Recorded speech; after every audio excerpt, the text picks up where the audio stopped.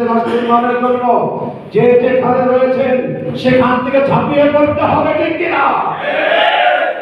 বাংলাদেশের প্রবেশ হচ্ছেন, রাজনৈতিক এসেছেন, ইসলামের মানবতাকে সামনে রেখে বিশ্বাস করবে নাই জানাবেন আমি খেলাফত হিসাবে এক জায়গায় এসেছেন। আগামী দিনে ইনশাআল্লাহ ইসলামের বাংলাদেশ গড়তেই হবে।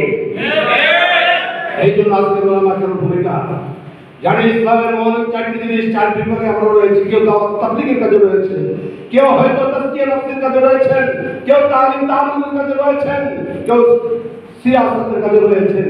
আপনি আপনার জায়গা থেকে, আপনারা জানেন বিশ্বাস জন্ম নাই এই রংপুরের মনোনীত প্রার্থী হিসেবে ঘোষণা দিয়েছেন।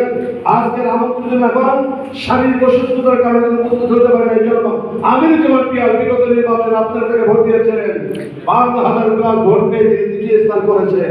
আমার বিশ্বাস রংপুরের আমার গ্রাম যদি তাদের মেম্বার থেকে ঘোষণা দেয় ইসলামের পক্ষে একদিকে বিজয় করা হবে, কারণ সিদ্ধান্ত হয়েছে ইসলামের পক্ষে একটি বাক্স হবে, ঠিক কিনা?